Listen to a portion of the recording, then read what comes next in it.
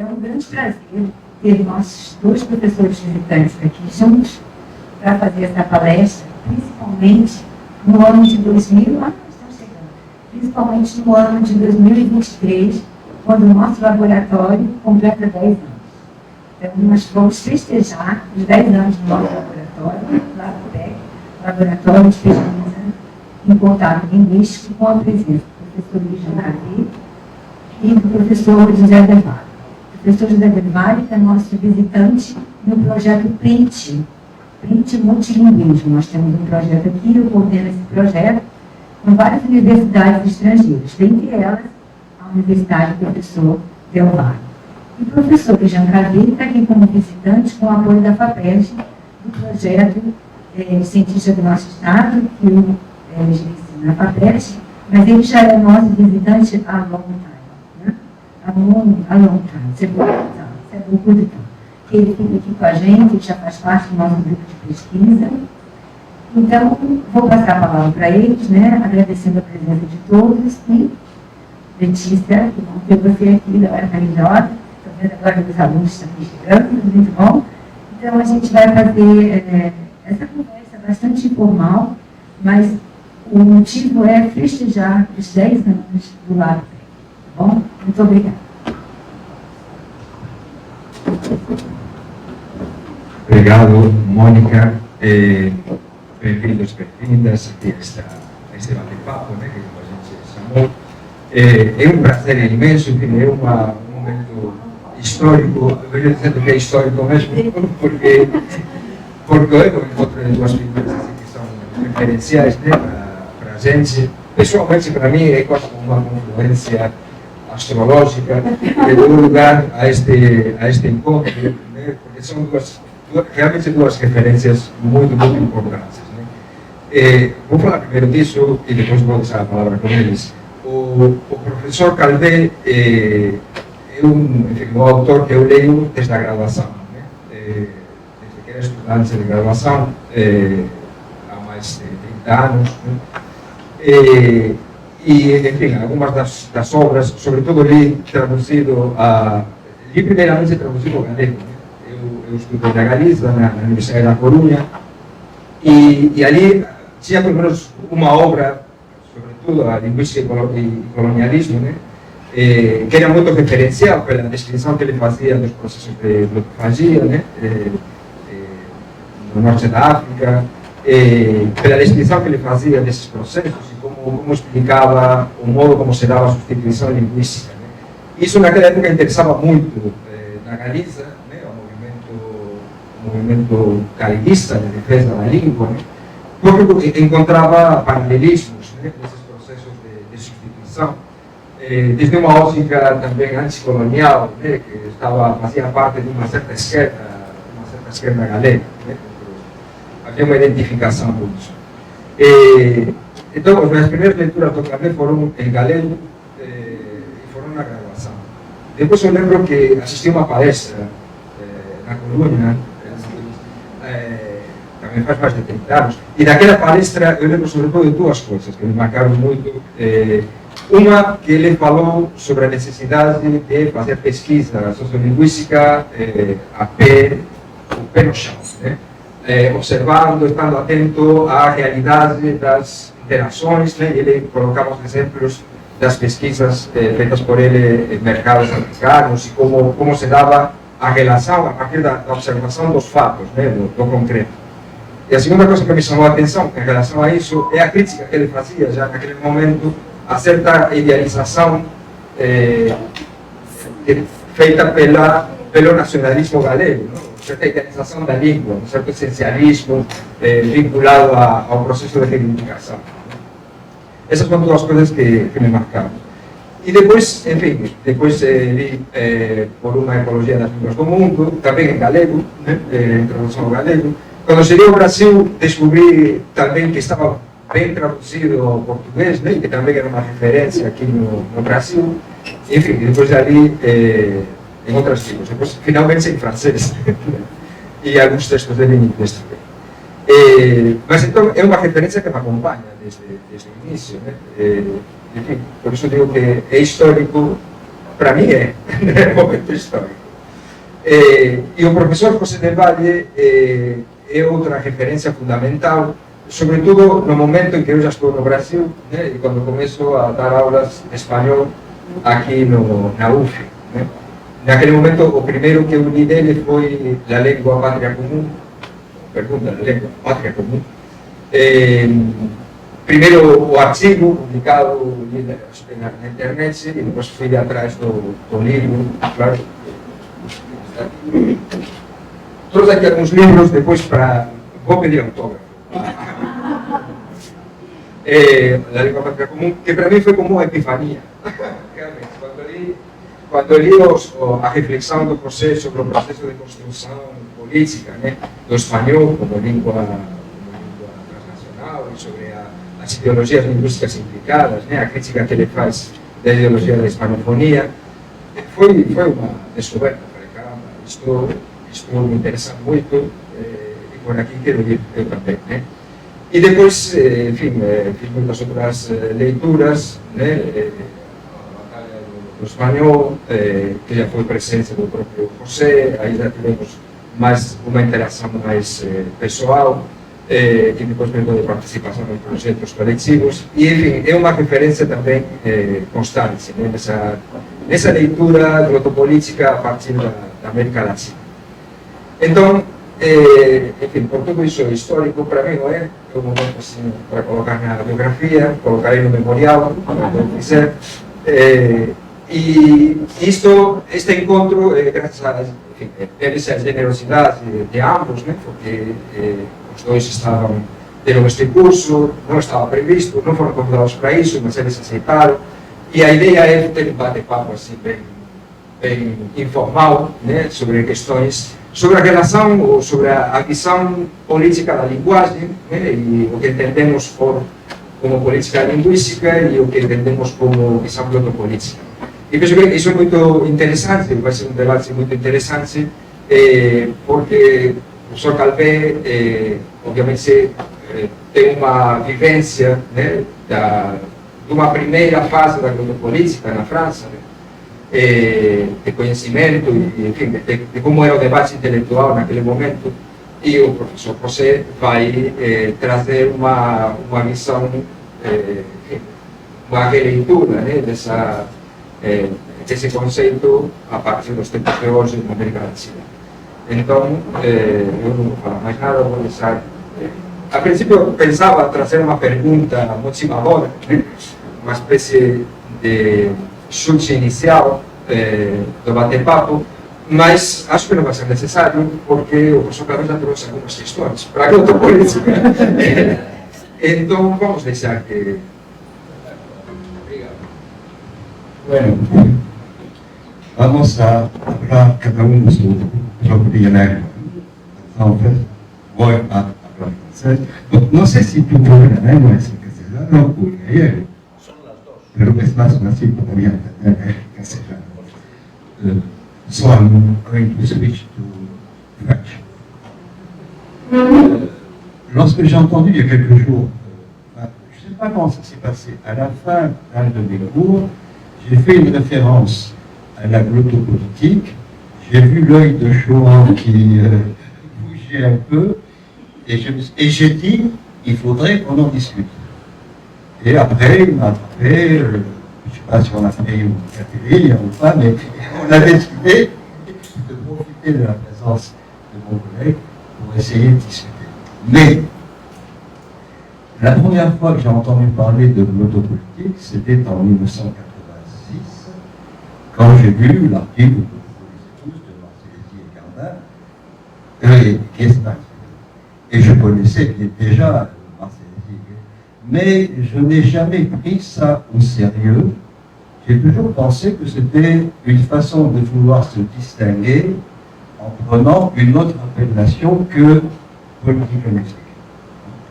Et de fait, en France, parce que la notion vient de France, mais en France, tout le monde rigole, mais on dit ça c'est les gens de Rouen. Et effectivement, Marcellesi, il est mort, maintenant il n'est pas aussi, Cardin également, mais il m'arrive très souvent d'aller à Rouen pour des jurys de thèse, et les étudiants il cite toujours la glottopolitique.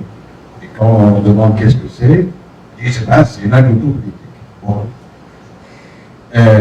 Et puis c'est quand on a traduit mon livre sur les politiques de musique, d'abord en espagnol à Buenos Aires, donc en Argentine, et là-bas on m'a dit, mais vous ne consacrez que 4 lignes à la glottopolitique, et pour nous c'est important.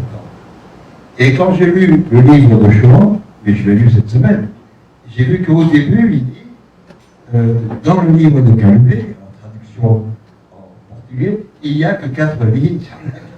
Alors, je me dis, qu'est-ce qui se passe dans ce continent?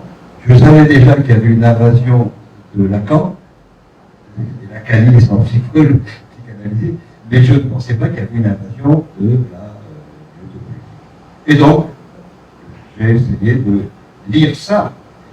Et par chance, j'avais dans mon ordinateur l'article de Marcelsi et Cupin, donc j'ai passé quelques jours là à préparer quelques questions, et grâce à Théo, là, elles ont une apparence, enfin, elles seront aussi en portugais.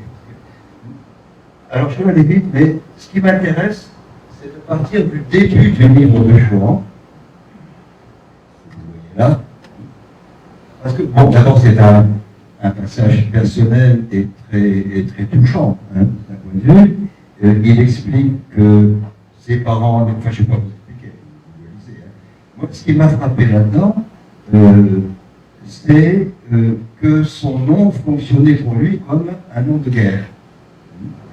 Que s'appelait Chouan en Galice, après que Franco soit parti, disparu, parce qu'avant on ne pouvait pas, c'était interdit. C'était un signe tu dis d'être de gauche, etc. Mais quand j'analyse ce qu'il dit là, il y a plusieurs choses. Il y a d'une part une revendication d'identité. C'est évident. Je suppose qu'en famille, tes parents t'appelaient Chouan. Oui. Non, mais avant. Ah bon?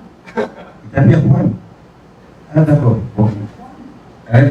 Non, parce que bien souvent, par exemple en France, en Bretagne, où on a le même problème, hein, l'État ne permet pas qu'on utilise des lettres différentes. Il arrive que dans la famille, les gens donnent aux enfants un nom breton, par exemple, ou basque, Pays basque, et qu'à l'école, sur les papiers, il y ait la traduction de l'équivalent français. C'est pas le cas. Bon, en tout cas, il y a ce passage.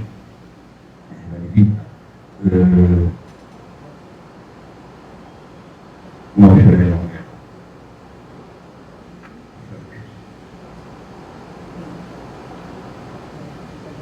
Qu'est-ce qui se passe? Bon, je ne sais pas ce qui se passe, mais je vais faire comme ça, peut-être. Voilà. Il y avait cette démarche identitaire que j'ai trouvée dans le texte de Chouan, la récupération de quelque chose qui t'appartient, et puis ton interprétation, et c'est ça qui m'a d'abord retenu, et c'est une question que je voudrais te poser, et aussi à toi sans doute, c'est l'idée qu'il y a là-dedans un processus d'activisme linguistique. Et là-dessus, j'ai un petit problème, mais c'est peut-être un problème de français, parce que en français, militantisme et activisme ont d'abord des sens très différents. Le militant, c'est celui qui défend un parti en opposition. L'activiste, c'est celui qui passe à l'acte. Il y avait en Italie, par exemple, un groupe qui s'appelait Action Directe. Bon, c'est presque celui qui relève de la loi. Et puis, j'ai l'impression que maintenant, c'est un anglicisme, et activisme en français a pris le sens qu'il a en anglais. Et dans ce cas-là, il devient presque synonyme de militant. Mais c'est là-dessus que je voudrais vous interroger d'abord.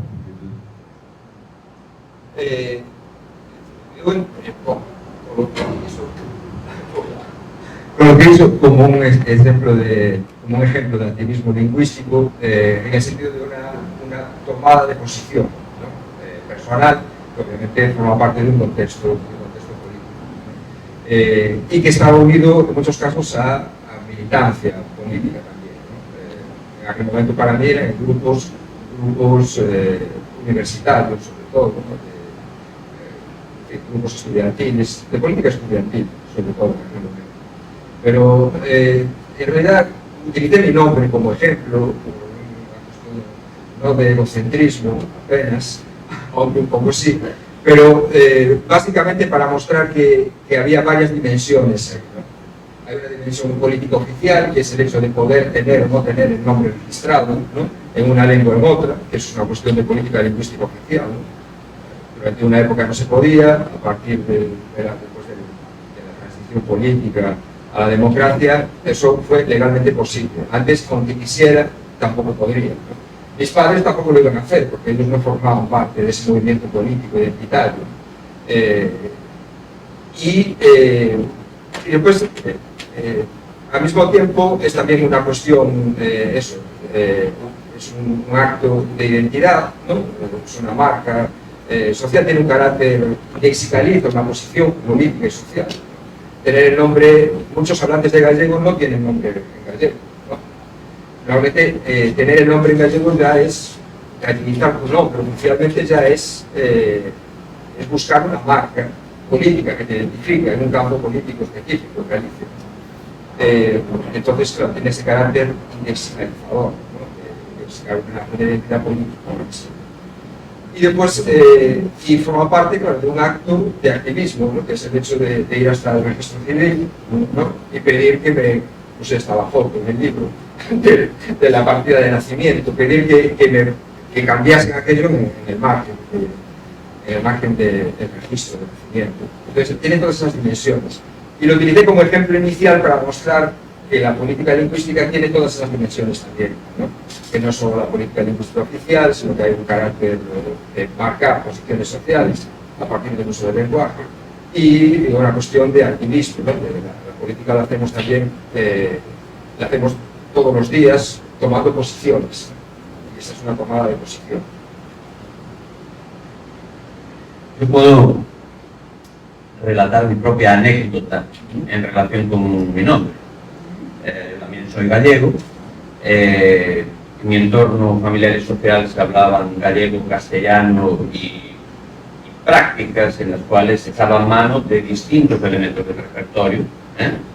Es más, lo recuerdo en mi infancia, no tener conciencia de si estaba hablando en gallego o en castellano. Simplemente hablaba. Pero claro, hay un momento en el cual hay una serie de dispositivos que lo llevan a uno a adquirir una conciencia metalingüística, que dice, eso es hablar gallego, eso es hablar castellano, eso es hablar bien y eso es hablar mal. Y así se habla en tales contextos y así hemos. Durante mi adolescencia, yo soy mayor que Joan, durante mi adolescencia coincide el momento en el que yo ando buscando la construcción de mi propia subjetividad política. Es decir, ante un espectro de opciones políticas en mi entorno más inmediato, local, en Santiago de Compostela, ando en busca de una identificación política. Y las distintas formas de galleguismo, el nacionalismo gallego y otras cuestiones, están en el repertorio de opciones políticas que yo estoy considerando. Y en ese momento inicio una reflexión sobre si hacer lo mismo que Joan haría unos años después, es decir, si me cambio el nombre de José a José. En casa, por ejemplo, me llamaban José, pero mi madre me llamaba Seiño. Y en el colegio me llamaban Pepe. Entonces, estoy pensando, ¿no? ¿Que cambia su ser o no? Y eso coincide con esa exploración de dónde me sitúo en el espectro político.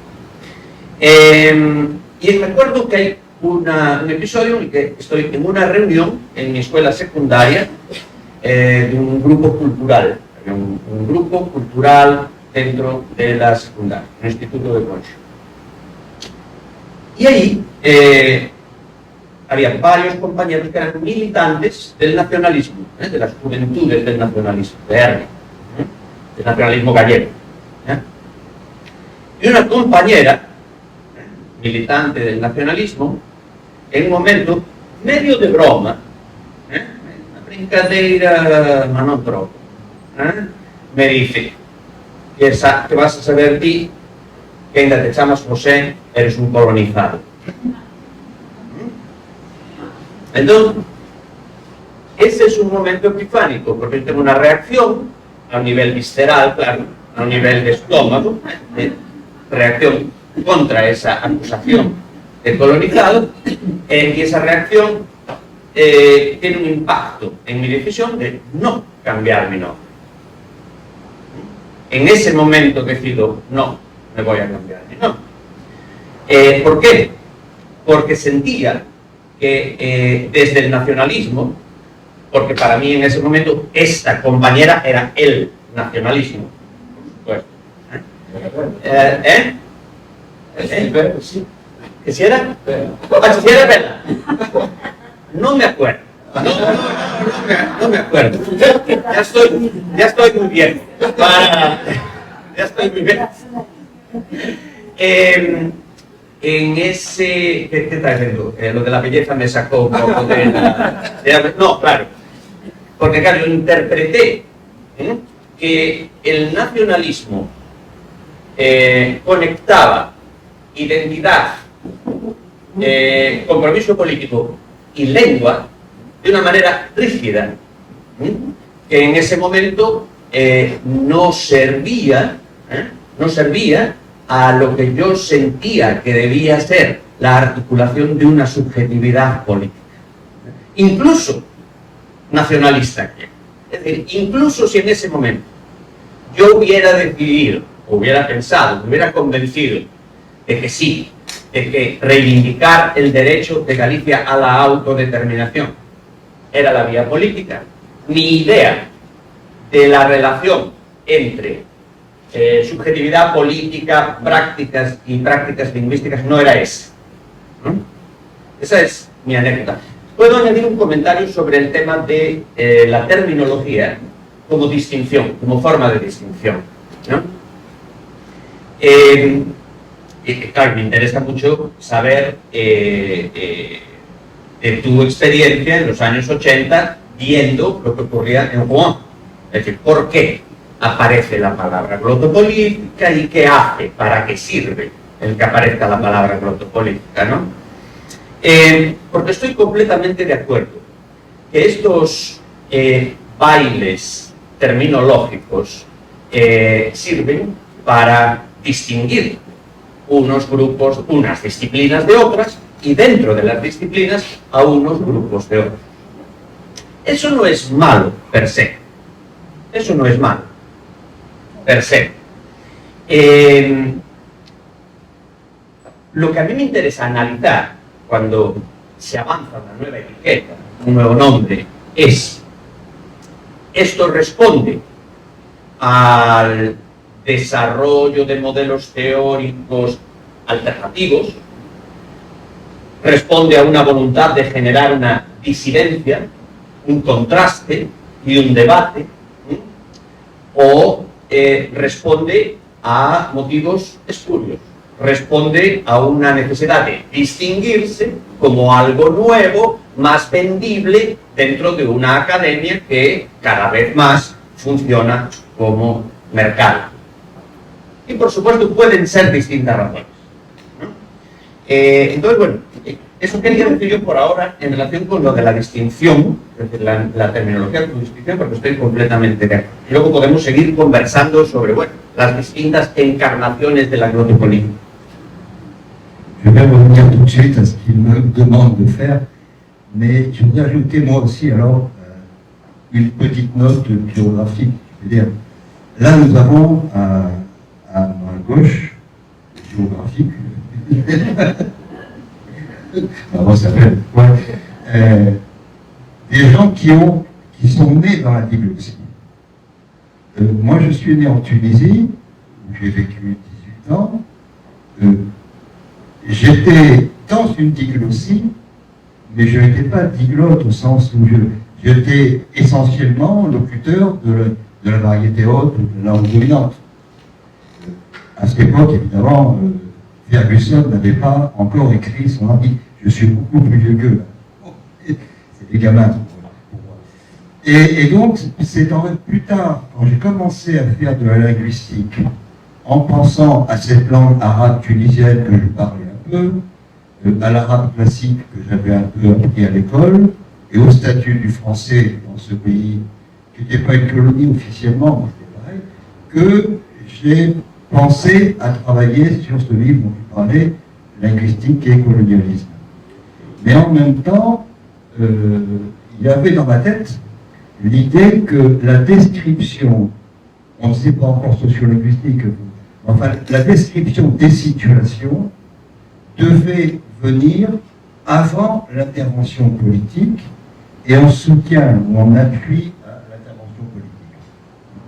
Mais on va en reparler. Alors moi, pour 86 en France, quand on regarde, parce que on cite souvent l'ouverture du numéro de langue française de Guépin et Marcelletti, quand on regarde l'ensemble des auteurs, on se rend compte, surtout moi qui suis issu de ce bain-là, on se rend compte que ce sont des orphelins du marxisme en linguistique. Il y avait eu ce livre de Marcel Cohen, je ne sais pas si vous connaissez, qui est ressorti, rien n'a marché. Et j'avais l'impression, moi, dès le début, que ces gens de Rouen, qui étaient presque tous membres du Parti communiste, voulaient peut-être se distinguer, mais surtout essayer de lancer quelque chose qui prenne racine dans le marxisme. Et de ce point de vue-là, je dois dire que ce n'est pas très convaincant. Les liens avec le marxisme. Mais je ne sais pas si ce que tu en penses, toi aussi, ça t'intéresse, le marxisme, dans ma génération, oui, c'était important. Et ensuite, on s'est accroché à une phrase de Meillet qui citait un sociologue, Durkheim, disant « la langue est un fait social », et il y a eu toute une génération, dont la mienne, qui avait un slogan, un mantra, « la langue est un fait social », et ça nous a permis de dire, donc, la linguistique est une science sociale. Mais pour aller au bout de cette idée, c'est pas la peine de créer une sociolinguistique. Il faut révolutionner la linguistique de l'intérieur. Bon, je sais pas. Sí, ahí es donde yo creo que está una de las líneas más productivas de la conversación. Y quizás aquí podamos aprovechar a lo mejor alguna diferencia de criterio entre nosotros que puede ser productiva en la conversación. Yo creo que Joan y yo no nacimos en realidades diglósicas, sino que nacimos en realidades heteroglósicas. Porque la experiencia, mi experiencia infantil y juvenil, lingüística, no responde a lo que sugiere Dee, no responde a la existencia de dos sistemas diferenciados funcionalmente, sino que responde a la existencia de una diversidad de normas, es decir, a un régimen normativo complejo, y responde a la posesión, en función del lugar que yo ocupaba en la sociedad gallega, y mi familia ocupaba en la sociedad gallega, la posesión y desarrollo de un repertorio lingüístico complejo. Entonces yo prefiero, creo que es más descriptivo, hablar de una realidad heteroglósica, en la que coexiste el proceso de adquisición de un repertorio complejo, que se inserta a su vez en un régimen de normatividad complejo, lleno de contradicciones y tensiones. Será a través de dispositivos institucionales como sobre todo la escuela,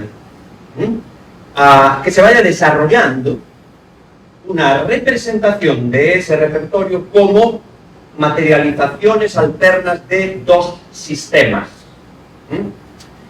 Entonces, desde mi punto de vista, es importante para la adopción de una mirada glotopolítica, desde la sociolingüística, problematizar el concepto de sistema.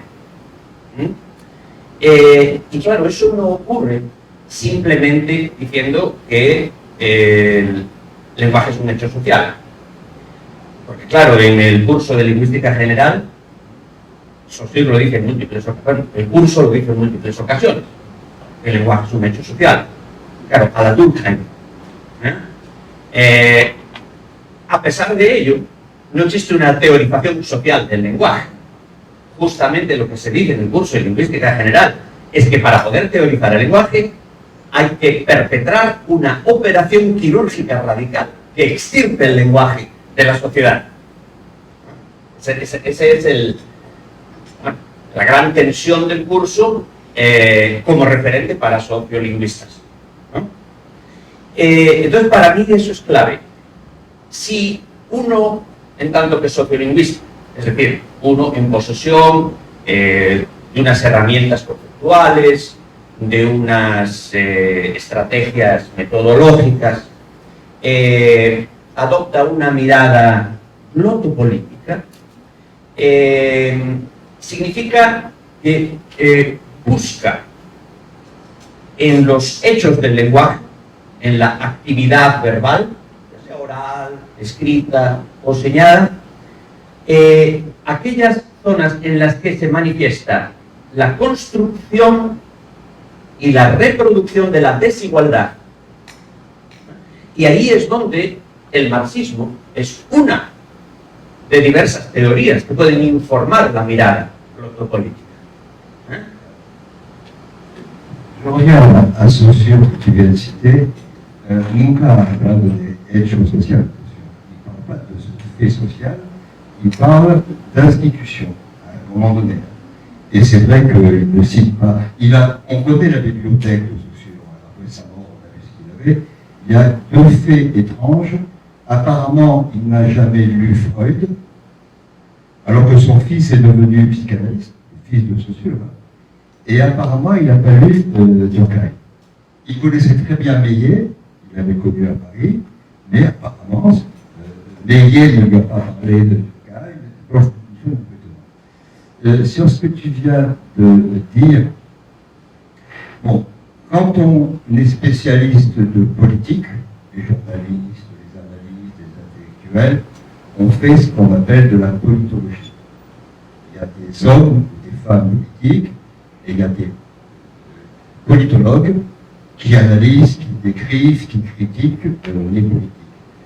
J'ai proposé que, pour ce qui concerne la politique linguistique, nous autres, les linguistes, nous faisons de la politologie linguistique, et pas de la politique linguistique. La politique linguistique, c'est le problème du pouvoir. Alors, on est souvent sollicité par le pouvoir. Moi, j'ai été expert de la francophonie dans les pays africains, sur les politiques des langues, mais je n'ai jamais fait de politique. Il m'arrive de décrire des possibilités politiques et de dire, à mon avis, ou selon l'expérience que l'on a, ce qui s'est passé ailleurs, si vous faites ceci, il peut arriver cela, si vous faites cela, il peut arriver ceci. Les choses les plus fréquentes qu'on ait à dire à des hommes qui n'aiment pas l'entendre en Afrique, c'est surtout, ne prenez pas votre langue maternelle à vous pour en faire une langue nationale, parce que c'est une tendance assez classique. Et de ce point de vue-là, je reviens à la chronologie entre la description de l'action et la politique. Mais en t'écoutant, mais aussi en lisant Shaw, j'ai l'impression que tu as prononcé le mot métalangage. J'ai l'impression que la glottopolitique, c'est une sorte de métalangage attrape-tout. C'est-à-dire qu'on a l'impression que tout est glottopolitique. Au point que j'ai envie de dire, qu'est-ce qui n'est pas glottopolitique? Bien, a mí me gusta pensar en la glotopolítica, como dije, como una mirada, perspectiva, uso a veces. En tanto que mirada está vinculada a un cuerpo, a los ojos, un cuerpo, y por lo tanto a una posición. una posición que nos permite ver una zona de la experiencia social, pero no otras. Entonces, todas las experiencias sociales que tienen que ver con la interacción verbal pueden ser vistas desde múltiples perspectivas, desde múltiples posiciones, con distintas miradas. A lo que invita la adopción de una perspectiva o mirada glotopolítica es a buscar aquellas zonas de la interacción verbal en la que está en juego la dinámica de poder, en la que está en juego la organización social que incide de modo directo sobre el acceso a los recursos. A esas zonas de la interacción verbal en las cuales se están distribuyendo los distintos capitales sobre los cuales se constituye una determinada comunidad. Entonces, eso es para mí lo que resulta nutritivo, informativo, estimulante de la palabra glotopolítica. Una aclaración.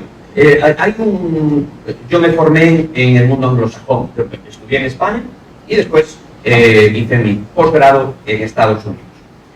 Y en Estados Unidos me familiarizo con el término Critical Sociolinguistics. Critical Sociolinguistics. Y ahí me doy cuenta de que existe dentro de la sociolingüística una serie de proyectos que están muy vinculados a ciertas teorías de la sociedad, de la cultura, del poder, asociados a la Escuela de Frankfurt en particular y a otros y otras pensadoras, no necesariamente de la Escuela de Frankfurt, pero que se derivan en cierta medida.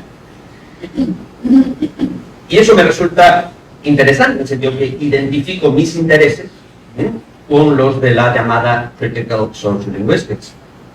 Pero será en torno al año 2002-2003 que yo descubro la palabra glotopolítica a través de colegas en Buenos Aires, en Argentina, en el trabajo del Virarnú. En Buenos Aires, el equipo del Virarnú estaba desarrollando una forma de hacer sociolingüística, de hacer trabajo sobre política lingüística, que quería distinguirse de otras ramas de la sociolingüística, y que ponía por delante una idea de política más ambiciosa que la que está inscrita en la palabra política lingüística, es decir, en ese sintagma, ¿no? En esa frase. Porque lo político, desde aquella perspectiva, no estaba solamente ubicado en la acción institucional sobre la lengua o sobre la comunidad lingüística, sino que lo político estaba potencialmente en toda interacción verbal, en toda conversación estaba potencialmente una negociación sobre el posicionamiento de un interlocutor frente al otro, a la organización de las identidades de ambos en relación con la sociedad. Es decir, que en cualquier instancia en la cual se manifiesta el lenguaje, socialmente, hay el potencial de que esté en juego el reparto del poder, la organización del poder.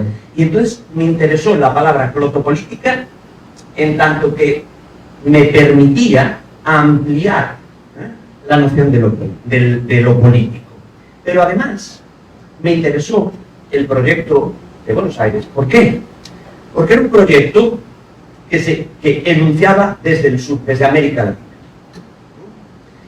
Y claro, yo asociaba la Critical Sociolinguistics con Estados Unidos, con Inglaterra, con Canadá, con el hemisferio norte. Y lo que yo encontraba en ese momento era un proyecto intelectual análogo al de la Critical Sociolinguistics, sí. Cercano a la Critical Sociolinguistics, sí. Pero que enunciaba y teorizaba a través de la experiencia latinoamericana, de las experiencias latinoamericanas. Y eso a mí me resulta nutritivo, me resulta estimulante. me invita a, yo, un español, que estudia en Estados Unidos, a dislocarme desde esa posición. Tu as prononcé 2 ou 3 fois le mot palabra politique. Ça, tu sais, je m'intéresse au mot. Moi, ce qui m'intéresse plus, c'est la chose. Hein. Alors, bon, je connais bien Erasmus, je connais Yavarel, bon, tous ces gens qui travaillent là-dessus. C'était même un étudiant à l'époque. Ce qui. J'étais sous le charme de ce que tu disais et je ne sais plus ce que je voulais dire. Cet homme, il est devenu. Enfin bon, cette sociolinguistique critique dont tu parles aux États-Unis, pendant la semaine où j'ai eu ces gens-là devant moi, j'ai essayé de décrire ce que j'ai appelé une division cellulaire en France, parce que ce n'est pas seulement la sociolinguistique critique. C'est la sociolinguistique politique, sociolinguistique féministe, sociolinguistique genrée, sociolinguistique décoloniale. Et il y a ce que j'ai appelé un tsunami adjectival, un tsunami d'adjectifs, où on a l'impression que, un peu comme je le pensais il y a 30 ans ou 40 ans pour les gens de Rouen, on a l'impression que chacun veut sa petite baronnie, son petit truc. Mais en chemin, ces gens-là ont perdu leur langue, si je puis dire, ont perdu la linguistique, en fait. Parce que tout ce qu'on peut lire comme texte, et j'en lis beaucoup, oublie qu'avant de... Je prends un exemple. J'ai travaillé récemment pour un chapitre d'un livre sur les tribunaux dans les situations de déglution. J'ai travaillé sur un vieux procès en France avec un paysan qui parlait qu'au provençal, qui a été condamné à mort, des trucs au Maroc, à l'île Maurice, à la Réunion. Et chaque fois, on a évidemment, avant d'en arriver à une explication politique ou socio-linguistique, on a un corpus linguistique. C'est-à-dire qu'on ne peut pas approcher tout ce que tu viens de dire là, cette grande intrication qu'est la langue, les langues, hein, ce mélange de rapports, on ne peut pas les comprendre, les décrire sans passer par la linguistique. Il y a dans un livre qu'ils ont publié juste avant leur mort, 2 Italiens, Tullio De Mauro, et l'écrivain de roman policier Camilleri. Et c'est un livre de discussion. Tu l'as lu? Non. Et dans ça, il y a... Excusez-moi parce que je vais avoir un peu vulgaire. Tullio De Mauro raconte une histoire qui s'est passée au tribunal de Naples, au sud de l'Italie. Il était italien. Et c'est un jeune homme qui porte plainte pour viol. Donc, un jeune homme qui porte plainte contre un homme pour viol. Et le président du tribunal l'interroge et il lui pose des questions. Est-ce qu'il y a eu ceci? Est-ce qu'il y a eu cela?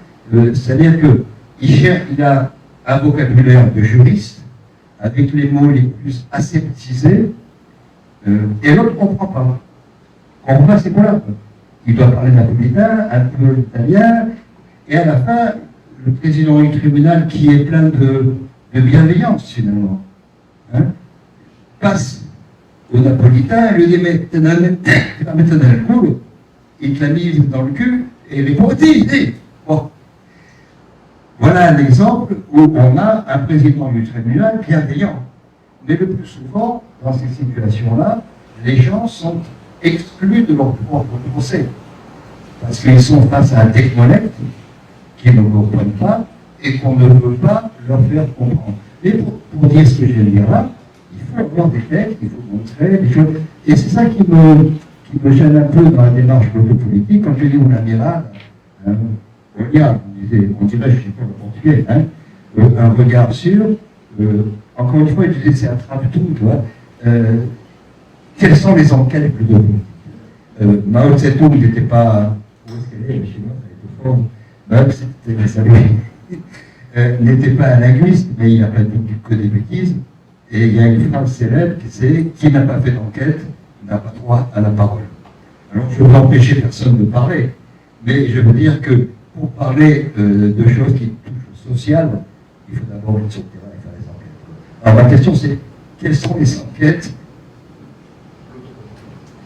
Excelente. Dos cuestiones.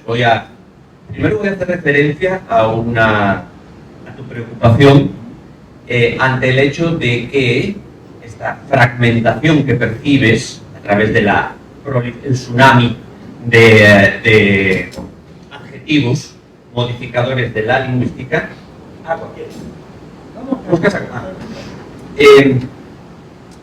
Tu preocupación de que desaparezca la lingüística, como que te preocupa que desaparezca la lingüística. Bueno, a mí no me preocupa que desaparezca la lingüística. No sé si va a desaparecer, o sea, ojalá no hasta que yo me jubile. Ojalá no hasta que no me jubile. Pero me explico qué quiero decir.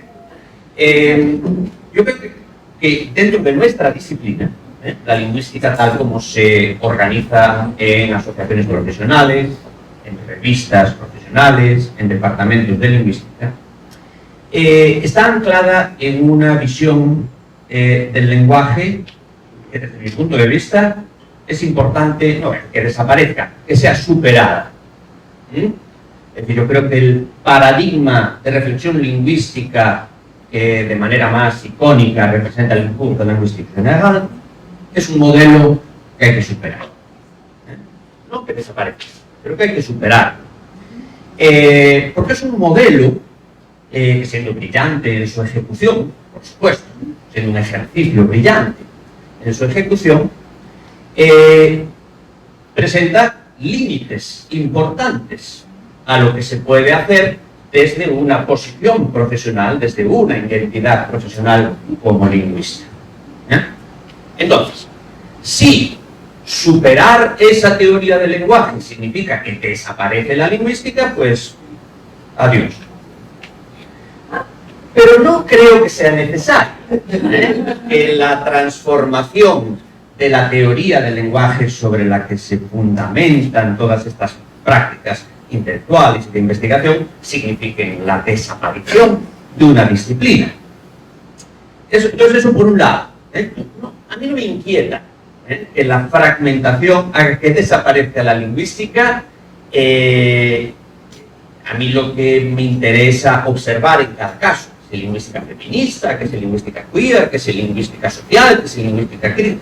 A mí lo que me interesa es qué hay de nuevo, qué cosas nuevas nos está poniendo ante nosotros, a través de esa etiqueta. Nos ofrece una mirada que nos deja ver cosas que antes no veíamos, lo cual considero extraordinario.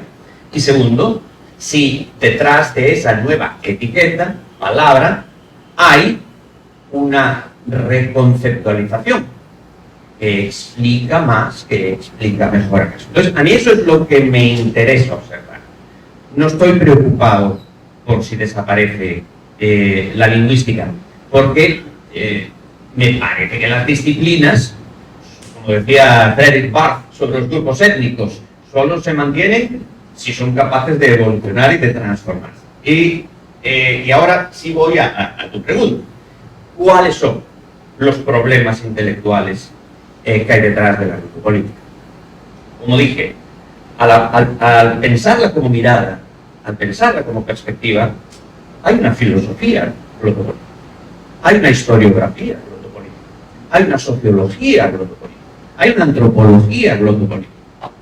¿Y cuál es la preocupación en cualquier caso? ¿Cuál es el objeto? ¿Cuál es el problema? El modo en que las prácticas, la interacción verbal construye, reproduce o desafía relaciones de poder, subjetividades políticas. Entonces, eso sería el denominador común de todos esos objetos. Esto es algo que lleva haciendo la sociolingüística crítica, y que incluso desde la política lingüística ha sido una preocupación, desde los estudios de política y planificación lingüística. Pero la emergencia de la palabra glotopolítica en esta era, en América Latina, responde no solo a ese posicionamiento epistemológico, donde podría coincidir con critical social linguistics, se podría simplemente decir sociolingüística crítica, sino que responde también a la construcción de un lugar de enunciación intelectual legítimo desde América Latina y la experiencia. Entonces no vamos a cantar Adiós lingüística, compañera de mi vida. Non, en fait, tu n'as pas répondu à ma question. Tu me dis, il y a une historiographie, il y a une sociologie, il y a une anthropologie, l'autopolitique. C'est exactement ce que je disais quand je disais, c'est un discours attrape-tout. Comment on pourrait traduire ça en portugais, attrape-tout? D'accord. Ma question, elle était, qu'est-ce qu'il y a comme travail de terrain, l'autopolitique? C'est ça ma question. C'est pas un discours sur le discours. Je considère que justement, ce que vous faites, quand vous, je ne sais pas, c'est pas une secte, hein, mais les gens qui se réclament de l'autopolitique semblent faire une sorte de métalangage, quoi, de discours sur le discours, qui permet de dire tout ça, c'est l'autopolitique. Mais ça, c'est un regard peut-être épistémologique, peut-être que le mot est bon, hein, mais pas un travail de chercheur de terrain. Bien, gracias por obligarme a matizar la respuesta. Voy a empezar mi respuesta con una anécdota. Cuando yo empecé mi carrera como profesor, yo era profesor joven, que tenía 29 años, en un departamento de lenguas modernas en Estados Unidos, en el interior de Estados Unidos. Me tocó servir en el tribunal de contratación. Mi departamento, es un departamento español, hispánica, estudios hispánicos, tenía que contratar a un especialista en un área de estudios literarios. Bueno, hubo tres finalistas, uno de los cuales era un hombre joven, de origen caribeño, tenía su origen en el Caribe hispánico, pero había estudiado, había inmigrado con su familia a Estados Unidos, había estudiado en las escuelas del Bronx, en las escuelas públicas del Bronx, donde se había escolarizado en inglés, y finalmente, bueno, había ido a una universidad buena, luego había hecho un doctorado, y tenía un excelente currículum, era negro además, era negro. Durante el periodo en que estuvo visitando el campus, fueron 3 días, su performance fue excelente desde todo punto de vista. Excelente conferencia, a todo el mundo le pareció excelente, excelentes entrevistas, buena relación con los estudiantes, tenía un buen currículum, era claramente un candidato extraordinario, el mejor de los 3 finalistas. Justo antes de que se marchara para el aeropuerto, tuvimos una reunión informal. Los 3 profesores, que éramos 3 hombres blancos, además. Yo era el menos blanco. Y es una conversación informal. Y uno de mis colegas le dice, ¿quieres café? Él responde sí. Y le dice, ¿normal? ¿O regular? ¿O descafeinado? Y él dice, del que haya. ¿Puedes tratar de traducir algo? Del que ci vede, mas aiga è una forma popolare considerata per la grammatica normativa dello spagnolo un vulgarismo. Sería haya, el que haya. Se ven que están los Cervantes, o sea, no se considera vulgarismo. La forma padrón es haya. Bien, esto ocurre, ¿ok? Bien, luego él se va y tenemos los 3 profesores del tribunal la reunión para decidir. Para mí estaba claro. Para mis colegas que eran norteamericanos, los estadounidenses, él era inadmisible. Este candidato era inadmisible porque había dicho AIGA.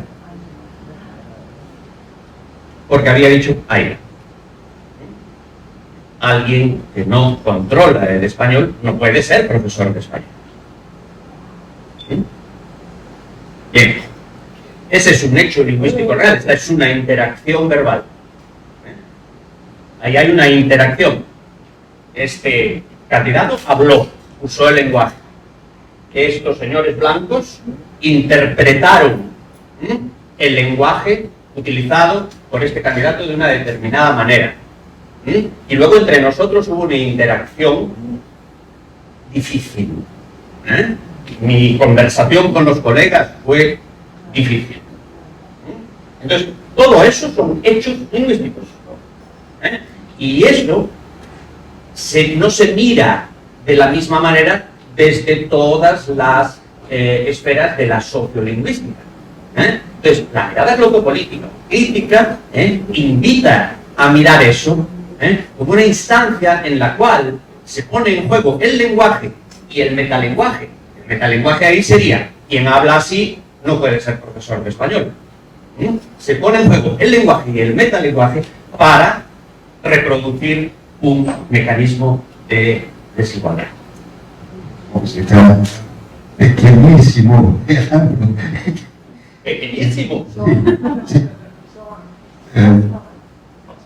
Je veux dire que ça ne fait pas une théorie scientifique, mais je vais prendre un exemple, je vais aborder dans ton plan, mais peut-être qu'ensuite il faudra faire simple poser des questions, il n'y a pas que nous qui parlons. En France, il y a un concours de recrutement de professeurs pour l'enseignement dans les lycées.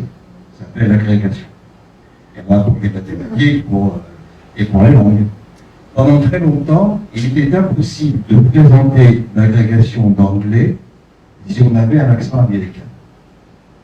Et puis, il y a eu des débats, et finalement, ça s'est résolu. Il suffit que le candidat dise, voilà, j'ai appris l'anglais aux États-Unis. Et pour le portugais, c'était pire. Il y a à peine peut-être 10 ou 12 ans qu'on accepte l'accent brésilien pour les gens qui veulent, enfin, pas seulement l'accent d'ailleurs, il y a des brésilianismes. On accepte les brésilianismes pour les gens qui veulent enseigner le portugais dans les écoles françaises. Donc ça va dans le même sens que toi. Mais tout ça, ce n'est pas des enquêtes scientifiques, c'est des notations qui nous permettent de tenir un discours presque mondain, c'est ce qu'on dirait finalement, un discours sur, effectivement, la langue nous parle du social. La langue nous parle du social. Oui. Solo brevemente, que aquí tenemos una diferencia, una discrepancia muy interesante, de hecho, varias discrepancias muy interesantes, pero digamos que la última que se manifestó es en relación con la cientificidad, en relación con cuál es nuestro modelo de cientificidad a la hora de plantearnos el producir conocimiento.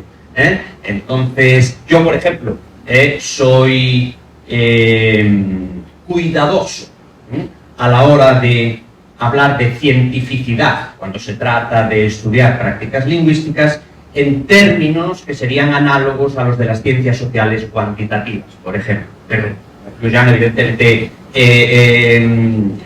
plantea criterios distintos, ¿no?, para pensar la cientificidad. Pero creo que es algo que igual debe quedar puesto sobre la mesa, ¿no?, como algo a lo que hay que atender, o que cuáles son los criterios de cientificidad. Creo que vienen, ¿verdad? Bem, estamos falando sobre sociolinguística. Aqui no Brasil, a grande maioria trata a sociolinguística como sinônimo de sociolinguística quantitativa e lagoviana.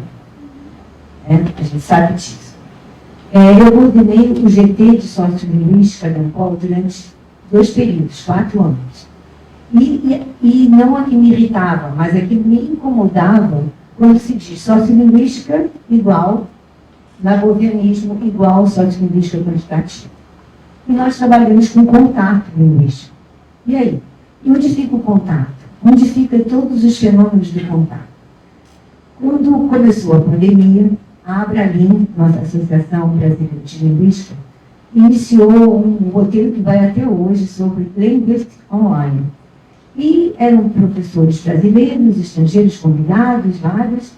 E a primeira coisa que eu fui convidada para fazer um podcast. Você poderia falar sobre sociolinguística?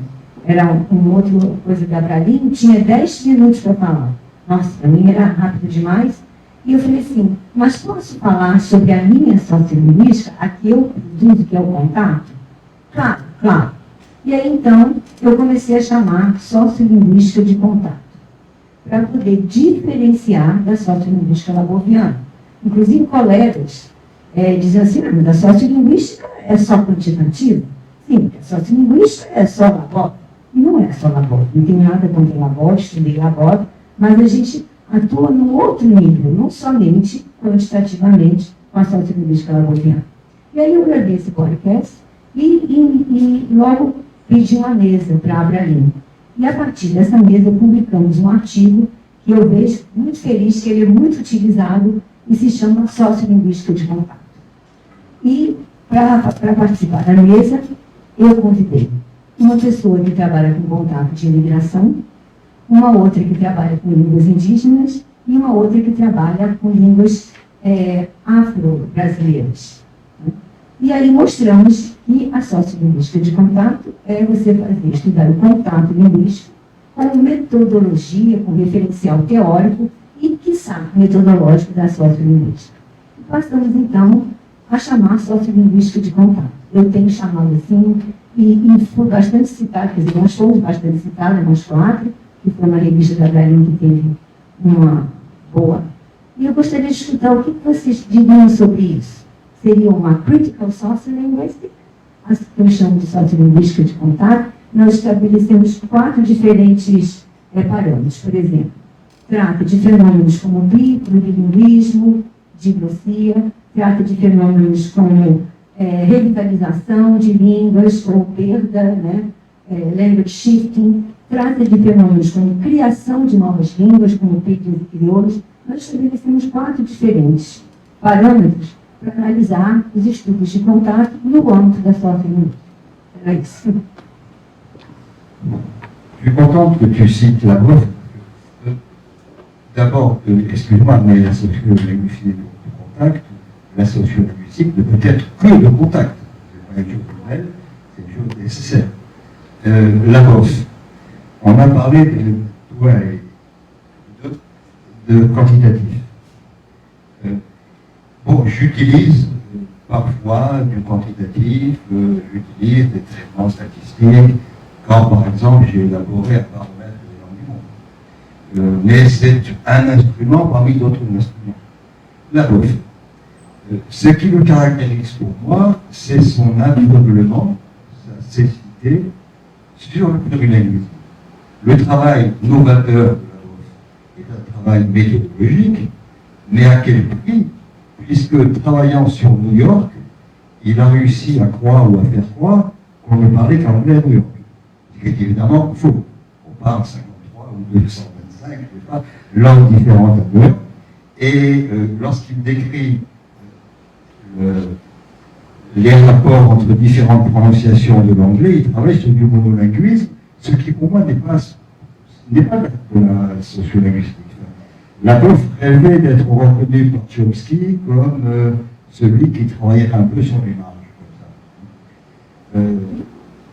Donc, la sociolinguistique ne peut travailler que sur des langues et non pas sur une langue, sur des locuteurs et non pas sur un locuteur. Pour moi, Saussure et Chomsky, c'est pareil de ce point de vue. Le locuteur idéal de Chomsky, hein, la référence qui fait que telle phrase est correcte et telle autre ne l'est pas, ça n'a aucun sens tout ça. Hein. C'est le même structuralisme, hein, ce que j'appelle les mécaniciens de la langue. Hein. On fait la mécanique, on a un petit tour de vis et on démonte la langue. Bon, la réalité, et on va être d'accord évidemment, la réalité sociale, c'est qu'on est tous plus ou moins plurilingues, même si on croit qu'on est monolingue. Parce qu'on peut être plurilingue dans sa propre langue. Je veux dire que lorsque je parle, quand je fais un cours, une conférence au Collège de France, quand je vais jouer à la belote dans un bistrot, ou quand je vais me saouler la gueule avec du rhum, bon, je ne parle pas le même français, c'est évident. Et ça sent encore un petit truc, un petit bout de la languette. La réalité linguistique, elle est plurilingue, elle est donc de contact. Oui. ¿Puedo responder? No, gracias por la pregunta, Mónica. Sin embargo, yo prefiero no ponerme en la situación de decirte si lo que tú haces pertenece o no pertenece. Para mí, adoptar una perspectiva glotopolítica significa hacer un determinado tipo de trabajo, ¿no?, que he tratado de explicar como sociolingüista, utilizando herramientas que he aprendido en mi formación como sociolingüista, mirando a fenómenos cuya relevancia noté al formarme como sociolingüista, pero inspirado por un determinado pensamiento, por una epistemología que está atravesada por ciertas visiones de la sociedad, del poder, de la economía, etcétera, etcétera. Pero lo que no creo que debamos hacer, en tanto que lingüistas, es situarnos, o bueno, que no debamos hacer, es algo que a mí no me interesa hacer, es algo que no me interesa que forme parte de mi persona como sociolingüista, es el erigirme en autoridad, que decide si lo que tú haces pertenece o no pertenece a este terreno. Tal como tú describes ese proyecto de sociolingüística de contar, me interesa, lo leeré, y es probable, posible desde luego, y probable que yo encuentre ahí materiales, que yo encuentre ahí información, que yo encuentre ahí reflexiones, que para eso que yo llamo mirada glotopolítica me resulten útiles. Pero desde luego la mía... Claro, desde luego, para mí, yo no voy a decir tú eres científica y tú no eres científico, yo no voy a decir tú haces glotopolítica y tú no haces glotopolítica. Para mí, ese no es el modelo de sociolingüista académico e intelectual. Seguindo nessa mesma linha de raciocínio da Mônica, os modelos de análise da sociolinguística, seja lavoviana, seja sociolinguística interacional, seja sociolinguística de contato, me parece que pressupõe um contexto de línguas ocidentais, de línguas geralmente coloniais, de línguas em contexto de sociedades urbanizadas e estratificadas socialmente.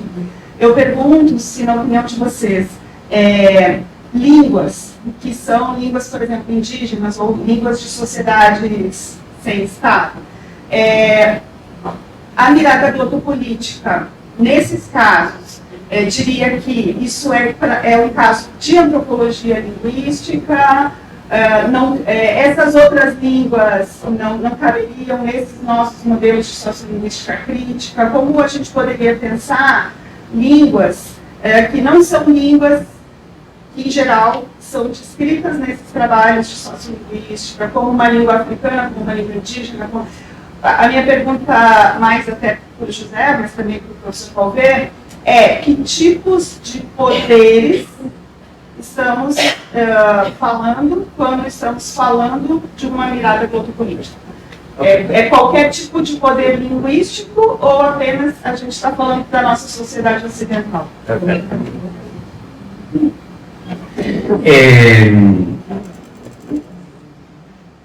Yo creo que no se le puede imponer o sea, que toda teoría del poder se elabora inductivamente. Miras ciertas realidades, observas ciertos procesos y a partir de ahí, bueno, elaboras una teoría de cómo funciona el poder. Pues claro, es extraordinariamente peligroso el proyectar generalizaciones teóricas hechas sobre una base evidencial a universos que pueden ser muy diferentes. Entonces sí que es importante trabajar con teorías del poder, pero esas teorías del poder no se puede presumir que son universales. Entonces, esto yo creo que sí, digamos que a mí me parece muy obvia la respuesta, ¿no? Es justamente un hecho colonial el de imponer epistemología sobre la lengua. A ver, el colonialismo, la colonización lingüística de América durante el periodo colonial, España, consiste menos en imponer el español y más en controlar la gestión, digamos, controlar epistémicamente el lenguaje.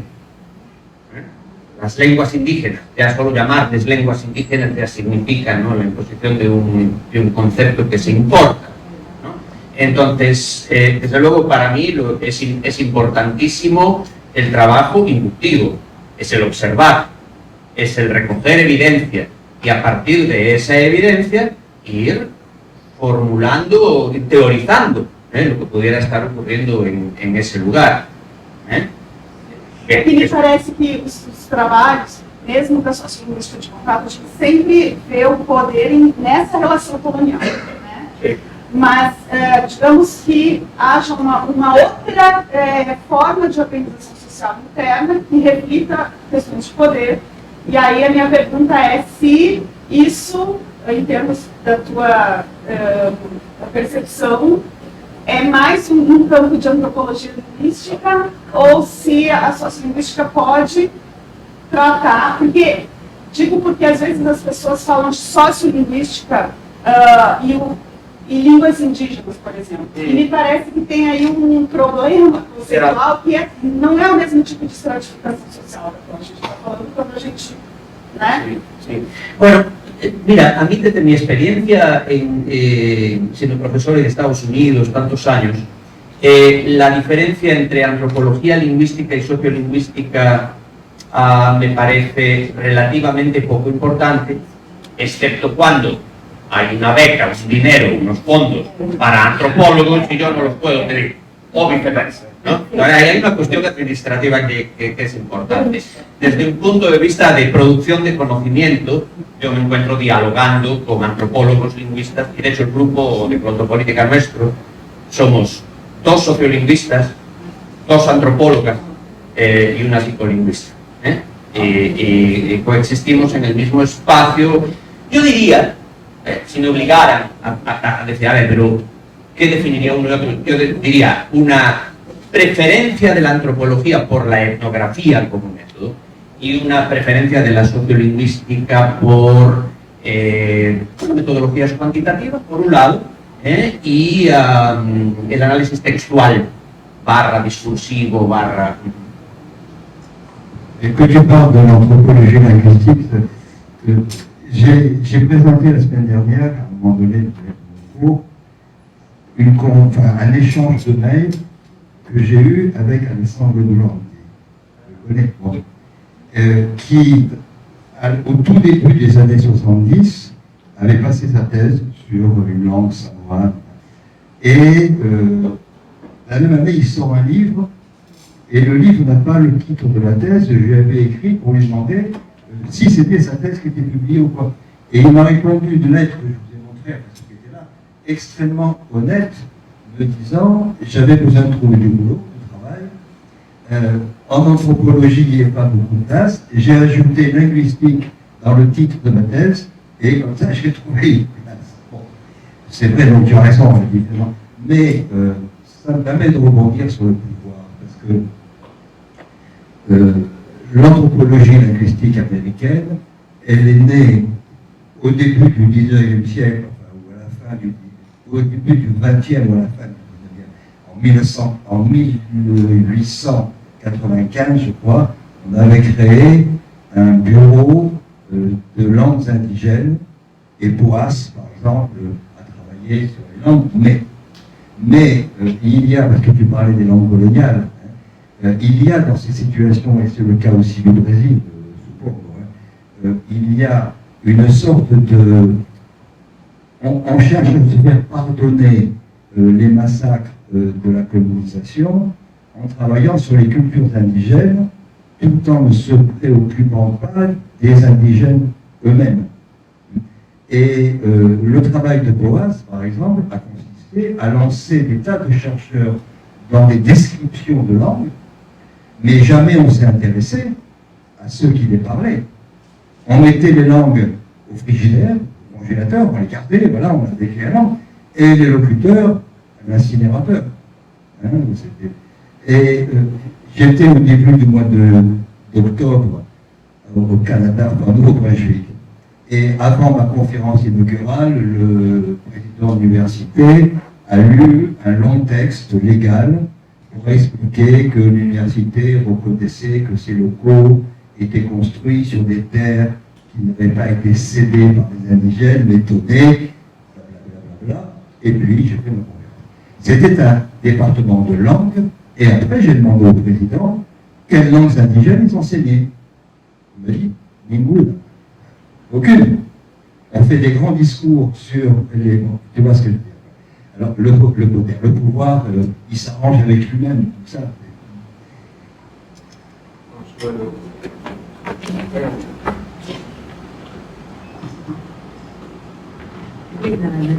Então, na verdade, eu queria fazer uma pequena distinção. A falta do conceito de Estado, que o Estado que, perdão, manipula. Em que sentido? É verdade que a escola, por exemplo, é um instrumento do Estado linguístico. Em que sentido? Em que se escolhe uma língua como oficial e as outras línguas ficam... enfim, a natureza do Estado, por exemplo, falando nas políticas, as políticas coloniais, tem uma documentação riquíssima sobre as idas e vindas em relação à a noção de diversidade também. Quando se fala em línguas indígenas, todas as línguas indígenas são iguais. Não. Tem lugares e quando se fala em poder, o poder está justamente a mercê das políticas de Estado. A legislação é feita numa língua. E permite ou não permite. Né? Então, uma pequena reflexão da relação de política linguística com a natureza do Estado que manipula. Não sei se está muito confuso, é porque eu estou vendo, só escutei Estado por aí, sociedade sem Estado. E, atualmente, praticamente não tem sociedade sem Estado. Elas estão, digamos, submetidas a um regime. Então, e tem uma documentação riquíssima, importantíssima, colonial, sobre o reinado espanhol, em relação à diversidade linguística. Uma coisa é você falar, outra coisa é, por exemplo, como o árabe. Quantos são? É como o quechua. Quantos são? Então, um pouco para entender como a perspectiva desde que se discute é uma perspectiva, e o engraçado, por exemplo, para os galegos, né, que a discussão também tem a ver com o Estado. A relação com o Estado espanhol, né, o conflito está um pouco por aí. Mas é um pensamento solto, mas a noção de Estado é fundamental para entender política linguística.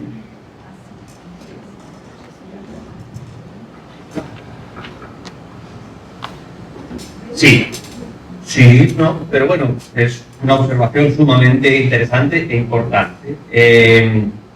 Fíjate que coincido plenamente. Yo diría que los estudios de política y planificación lingüística se han desarrollado con reconociendo ese hecho.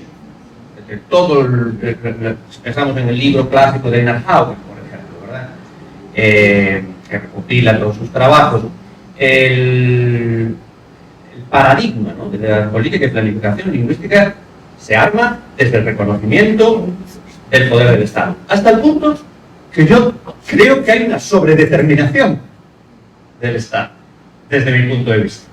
Es decir, que a partir de los años 70 y a través del interaccionismo, a través de trabajo de campo, con el marché africain, empezamos a ver como las dinámicas de interacción sí que están mediadas por el Estado, pero hay muchos otros factores que intervienen en la gestión de la interacción.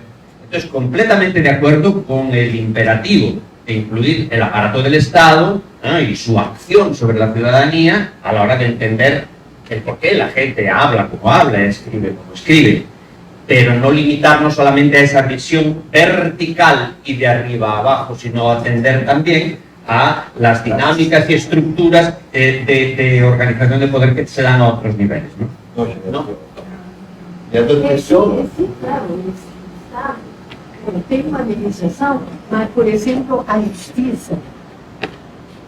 Vou falar em espanhol.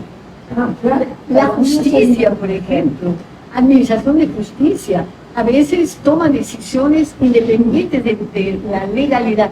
Los documentos de derechos lingüísticos, los derechos lingüísticos, por ejemplo, asignados por todos los estados, ni siquiera son conocidos por quién está en la administración, por ejemplo. Je ne sais pas si vous entendez parler de droit linguistique. C'est devenu dans l'université une spécialité académique. Ce sont les droits humains, c'est pas les droits linguistiques. Oui, mais c'est aussi du discours. Hein? C'est-à-dire que... Et après, il y a il y a un Québécois qui fait des livres semaine sur le droit linguistique, sur les droits linguistiques. Bueno, y después que hacemos que hay. Encore une fois, je disais les langues indigènes au congélateur et les locuteurs à l'incinérateur, les langues disparaissent.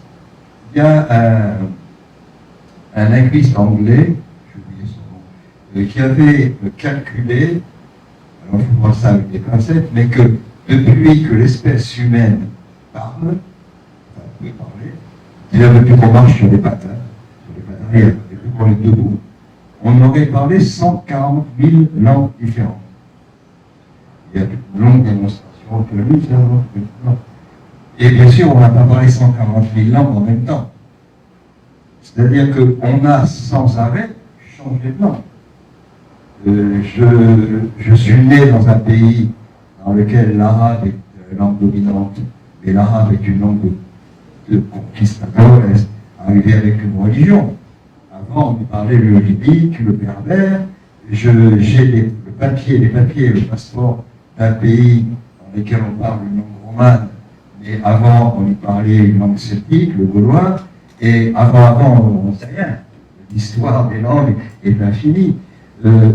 Par rapport à ça, les droits linguistiques, qu'est-ce qu'ils représentent? Est-ce que les Gaulois, les anciens Gaulois, peuvent dire, mais nous avons le droit de revendiquer, et on peut s'amuser avec tout ça.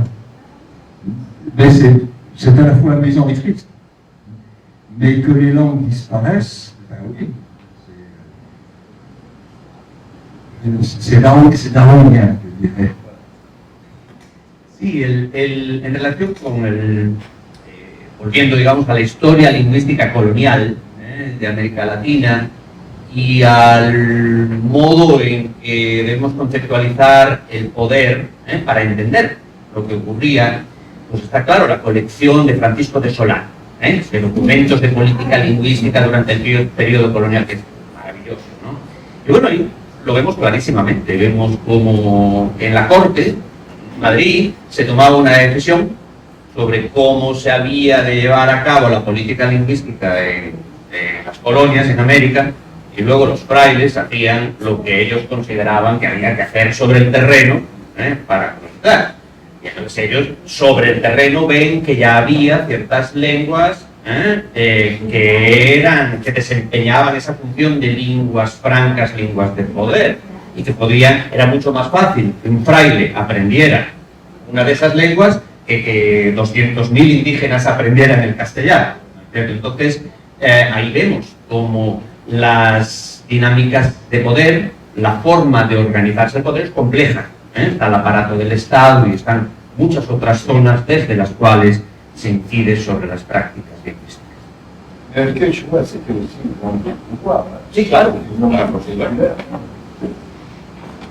Bueno, yo quería hacer un comentario, o dos, en relación primero a una cuestión que planteó Calvé, en relación a la noción de política lingüística como práctica y como campo de estudio, ¿no? de reflexión y descripción, etcétera, en esas dos dimensiones, que es llamada de politología lingüística. Y en relación también a lo que yo entiendo por glotopolítica, porque yo cometí la imprudencia de darle mi libro a... Esto lo leería después, en casa. Pero no, empezó a leerlo, lo leo ahora, y me viene con cuestiones. Pero quería decir que el libro, tengo que hacer esa aclaración, no es un libro programático de la glotopolítica. Y que tampoco es, como explicaba José, no se trata tampoco de, no hay una visión disciplinaria, ¿no? De constitución de la disciplina, con una doctrina, digamos, bien delimitada de lo que es la glotopolítica.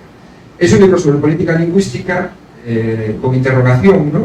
¿Qué política lingüística se refiere a esas dos dimensiones? ¿No? ¿Qué política lingüística? ¿Qué práctica política lingüística? Y qué tipo de reflexión sobre política lingüística se puede hacer.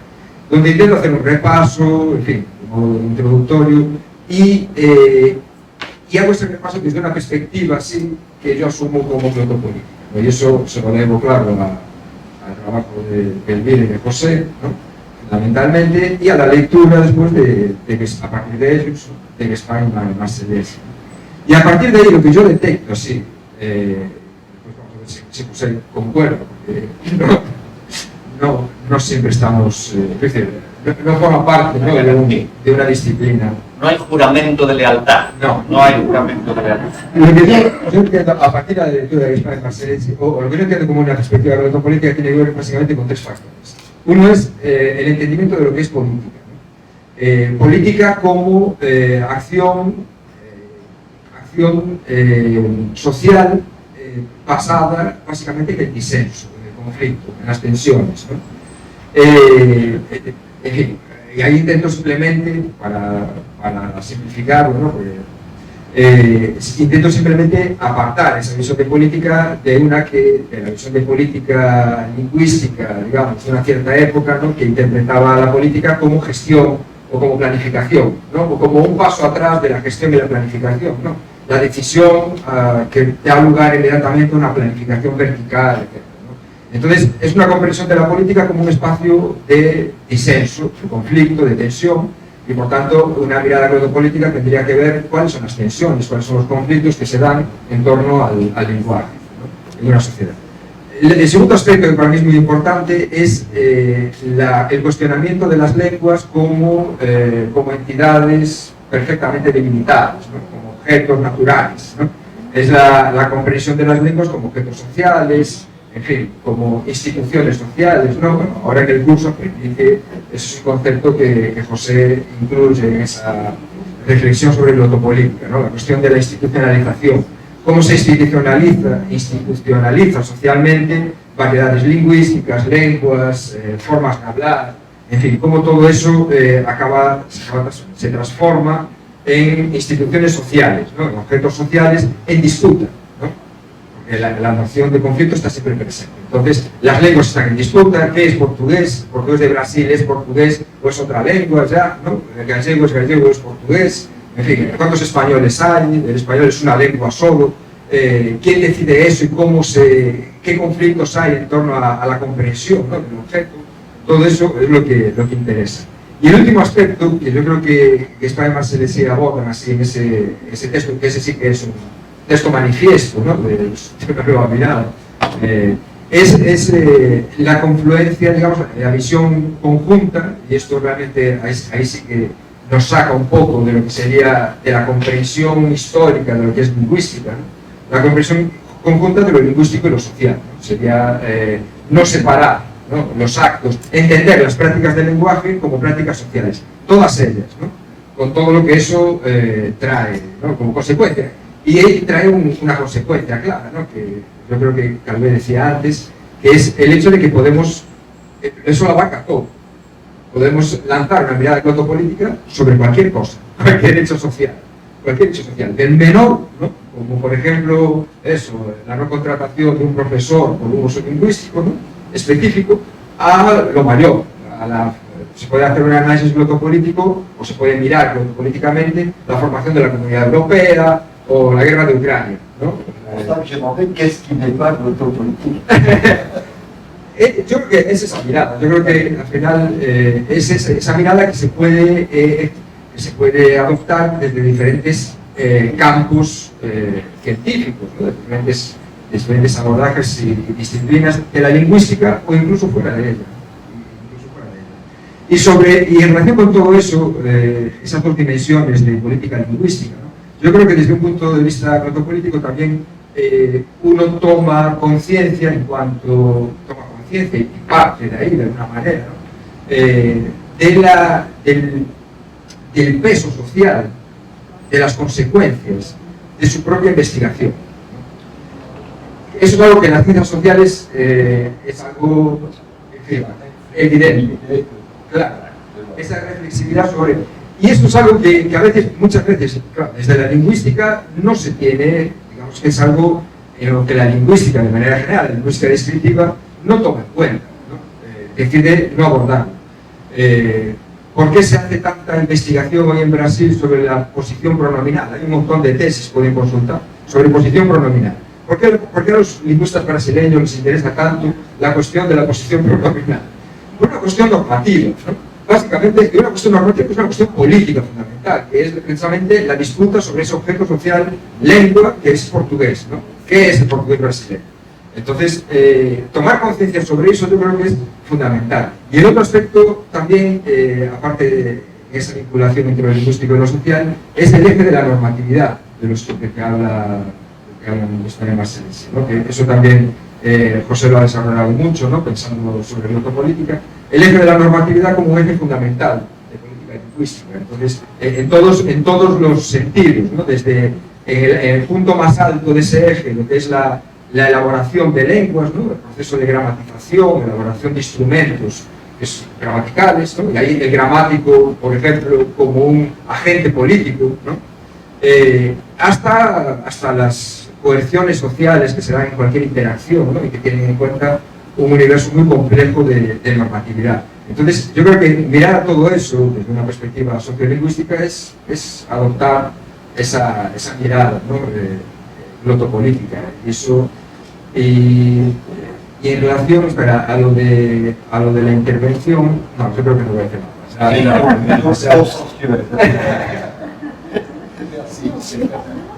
papel social que la escritura juega en una sociedad. Lenguas sin escritura, no son lenguas, son dialectos.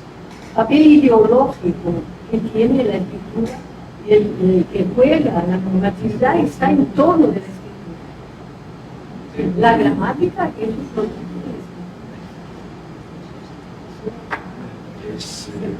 de no sé cuánto tiempo llevamos.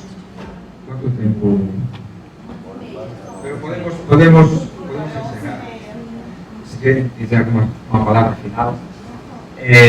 Yo querría primero agradecerle a la universidad una vez más la invitación.